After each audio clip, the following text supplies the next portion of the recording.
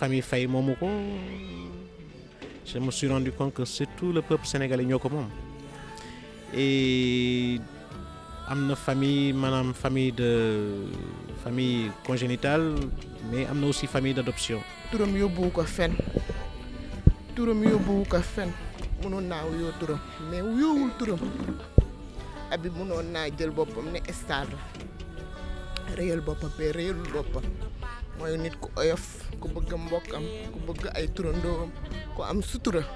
man c'était comme un frère parce que Habib dañoo yarandoo ci Sicap Rydis bi jàngandoo alxuraan fowandoo ba yàlla di def ñu bokk di defandoo liggéey bi ma nekk technicien am vraiment lépp lu mu mës a projeté j'étais le premier bu muy woow ne ma Amadou lii laay war a def ak lii kat daan nañu waxtaan ci lu ne. fi mu toll nii kenn xalaatu ko woon mais dolli sant suñu borom bu yàlla soxlaa moom ñëpp jaam day nangu ndogalam Habib dafa nekkoon koo xam ne sama jëkkër la sama xarit la dañ naa ba Habibou lay dégg si man mais wax bi tey ça veut dire que du bari mais dolli sant yàlla fi mu toll nii ñaan rek lañ ko moo ko desee fa mu dem yàlla na ko gënal fa mu jugee. Pour dire vrai j'ai pleuré vraiment parce que Habib ku baax la vraiment lu mu am bokk na ko nit ñi nitu sutura la xam nga et puis du nit koo xam ne kii daal waxam bëri na quoi vraiment nit la koo xam ne on va le regretter ça c'est sûr parce que c'était une valeur de la musique. te léegi nii je viens de raccrocher avec Youssou Ndour tout ce qui est nécessaire pour son rapatriement def na lépp c'est-à-dire que woo na consul bi woo na ambassadeur ba foofu bi nga xam ne tout ce qui fait jëndaaleel même des billets à sa famille qui est restée là-bas la femme à l'instant je viens de raccrocher avec Mara Dieng qui à l'instant qui vient de me dire donc muy nga xam ne c'est vous tombez dessus quoi. bi ñu mujjee déggante mooy prestation bi mu doon def la Jolof yàggul même pas 2 mois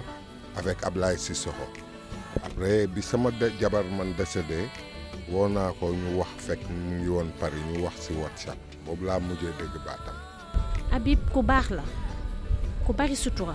ay mbiram yëpp sutura la kenn xamalu ko dara Habib booy tudd mbaaxam sax lu mu lay defal sax du bëgg kenn ko xam bëggul kenn ko xamal dara sutura daal la dund ba xëy génn àdduna. C'était quelqu'un qui jouait avec tout le monde et vieux magam la sax mais de temps en temps il laissait ce qu'il devait faire ñëw bokk ci suñu musique ak yooyu quoi donc vraiment c'était quelqu'un de généreux. Habib c'est une perte professionnellement du ma leen jàngal kan mooy Habib vous le connaissez mais je veux parler de l'homme peut-être ngeen a xamul c'était un grand timide d'ailleurs qui masquait sa timidité à travers les blagues c'est un homme très jovial bëggul lu sedd reetaan rek kaf wax lu neex nit ñi mën a bég kontaan.